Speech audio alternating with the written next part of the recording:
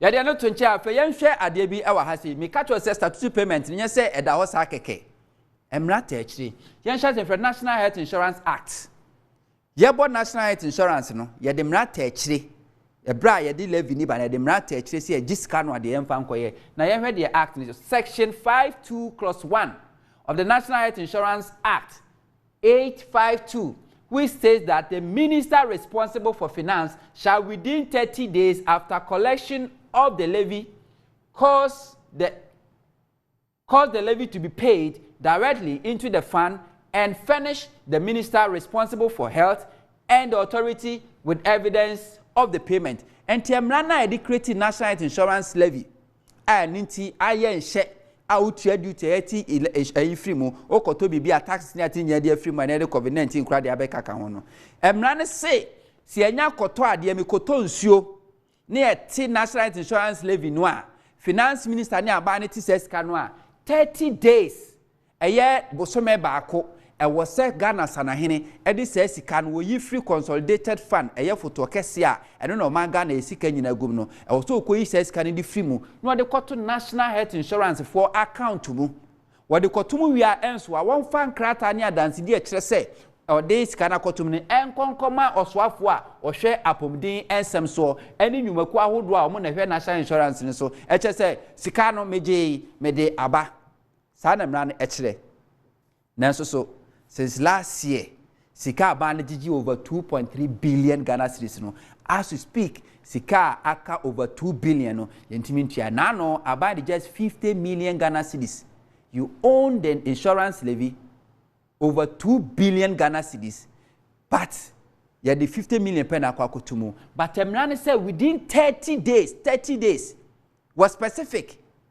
30 days. Ayen share so this kind of kokotumu na so 30 days na twam kwa afi yemfa konkotumu. Another one yem share the District Assembly Common Fund Act Act 252 and so the akanye 1 or see the District Assembly Common Fund established by Article 252 of the Constitution consists of the money allocated by Parliament under Section 2 of this Act and the interest and dividends accruing from investment money from the fund.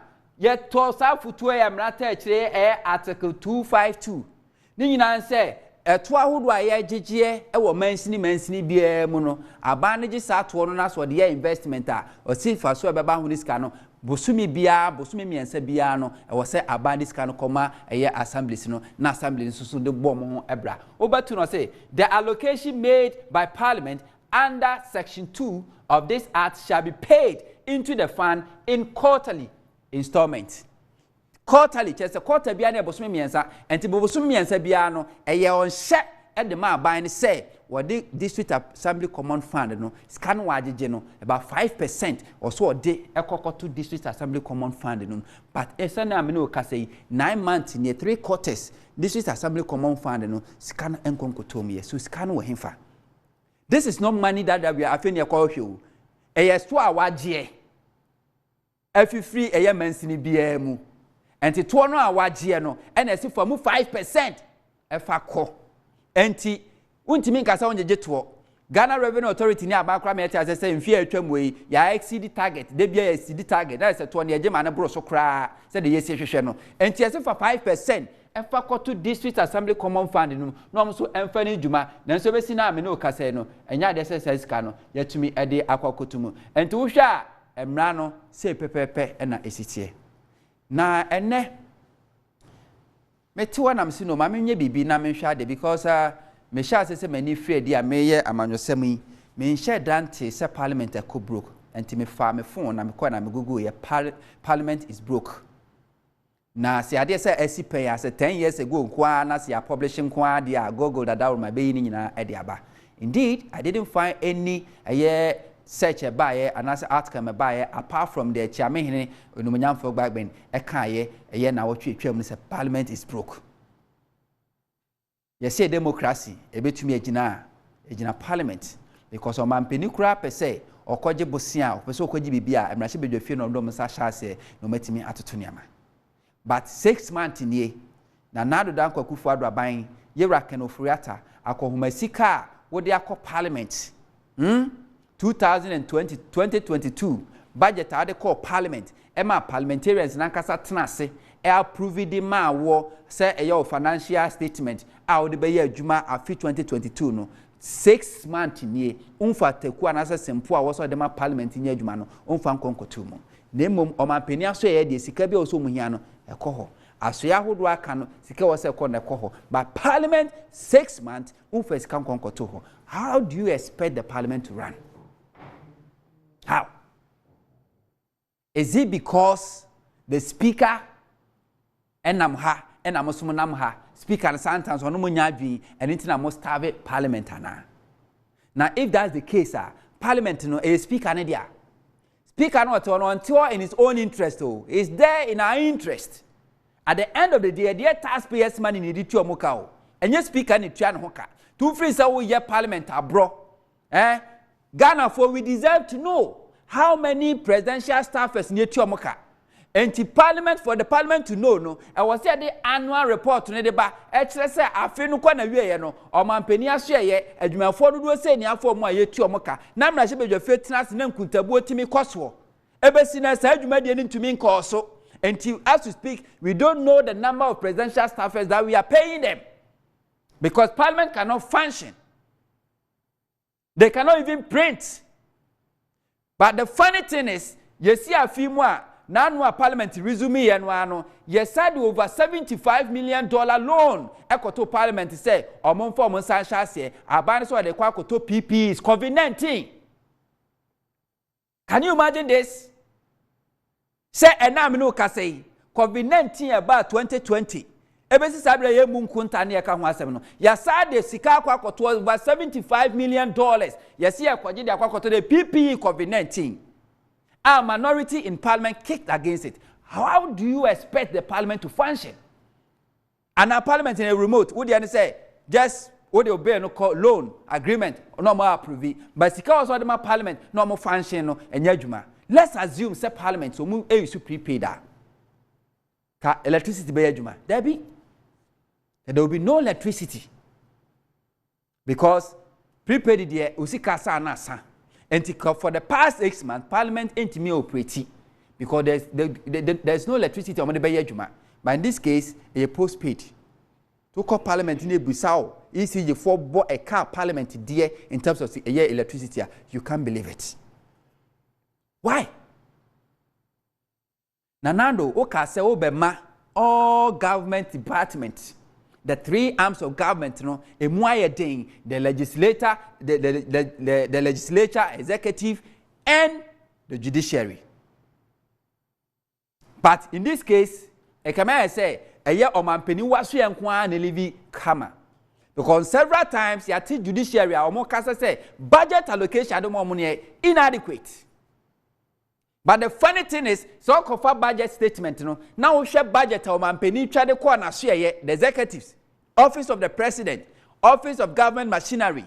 Ayo man penny na tena ya, there ya increasing no. But budget they call parliament, say parliament so fanyo majumano, and it was what chemu 50% na komo. Oko aya temu aso ya, and also so and so. But man penny the end always there's money for the executive to run. How can you run a country like this? How? Say this can what they are. Then I was reflecting over baby. Say parliament there's 50% equally in leadership by example. And think executive for one penny say no what there's 50%. No what say maybe the crime 50%, the parliament move 50%. But all the other cost no now what here for so by 50%. How do you expect them to operate? But nobody seems to care. Because Yehun Bagbin, as a Speaker of Parliament, as NDC, so it's a battle between NDC and MPP, so nobody seems to care.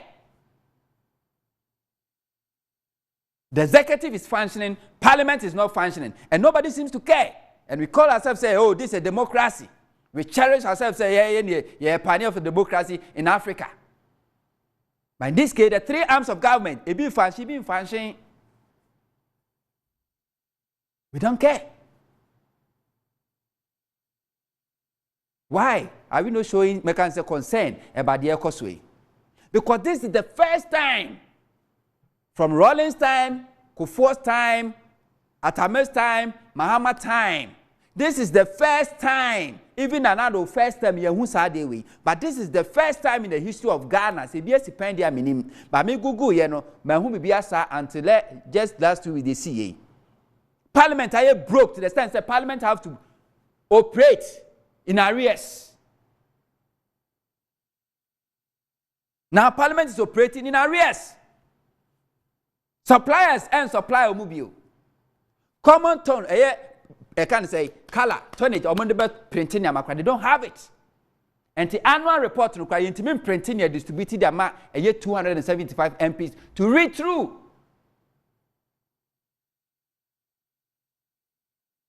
Meanwhile, the executive is functioning.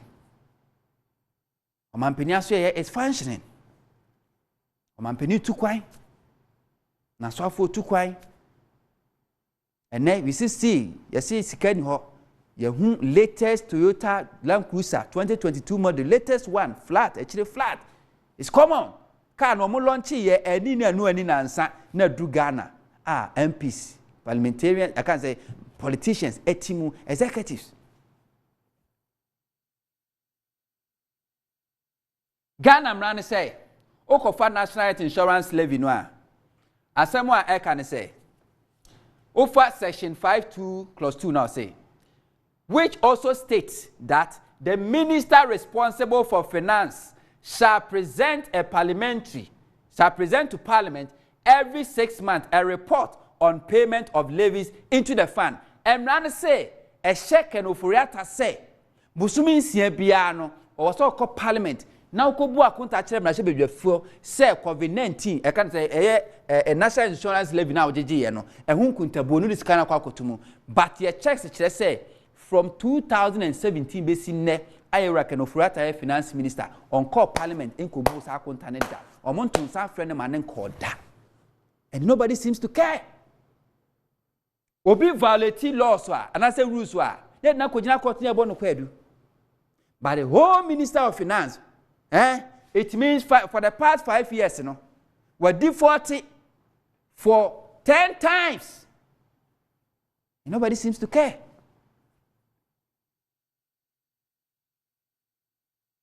Because Finance Minister can offer at our area on one call 37 military hospital or America. When you see National Health Insurance Scheme, the scheme never go somehow you can see say fun. But Nanado promised Ghanaians free, fair, transparent, and accountable government. Ebra was signed 2017 of Blaster Square. Where is the accountability? When you can't go to Parliament, even when say someone say come, Emrani shall say, Ghana Emrani shall say, 6 months be an kubu contact. Ghana Emrani shall say, what did you see within 30 days? Also, this kind of call to National Insurance Fund, what do you call 30 days? 1 year. Emrani shall say 6 months biano also call Parliament.